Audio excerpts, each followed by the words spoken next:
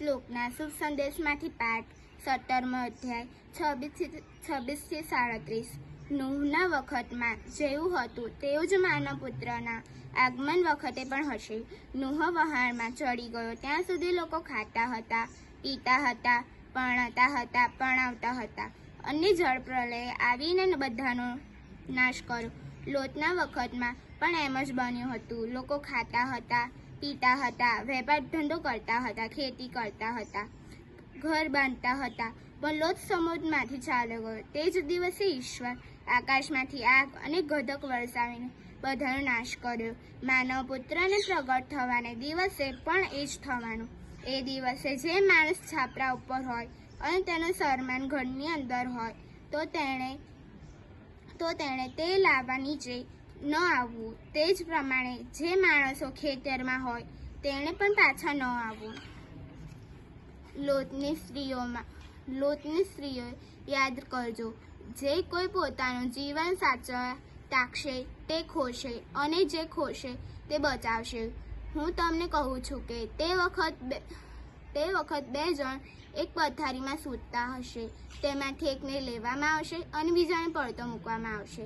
બે બાઈઓ સાથે દોડતી હશે, એકને લેવામાં આવશે અને બીજીને પડતી મૂકવામાં આવશે।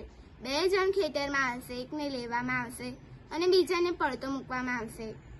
આ ઉપરથી તેઓને ઈસુને પૂછ્યું, પ્રભુ, આ બધું ક્યાં બનશે? તેમણે જવાબ આપ્યો, જ્યાં મરદું હશે ત્યાં ગીધડા ભેગા થવાના। આ પ્રભુની વાણી છે, તે આપણો આધાર છે।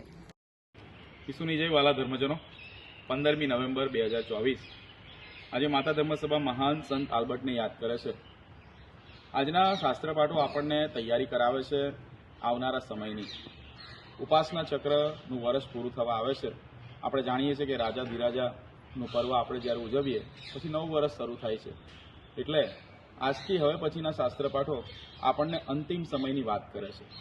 પહેલાં તો આજનો પહેલો શાસ્ત્રપાઠ જે આપણી સમક્ષ પ્રભુની મુખ્ય આજ્ઞાની વાત કરે છે, અને એ છે પરસ્પર પ્રેમ રાખવાની વાત।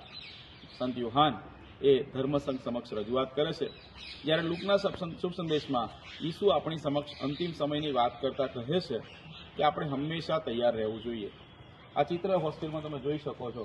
અત્યારે આ દિવાલ ઉપર બહુ સરસ રીતે રજૂઆત કરી છે। એક બાળક અને એની સમક્ષ રહેલો એક હાથ, એ પ્રભુના હાથમાં ઊંઘી ગયું છે। આપણું જીવન જો આવું હોય, પ્રભુના હાથમાં સોંપાયેલું હોય, તો આપણો દરેક દિવસ અંતિમ દિવસ હોય અને પૂરા વિશ્વાસ સાથે આપણે પ્રભુની ઈચ્છા મુજબ જીવી શકીએ છીએ।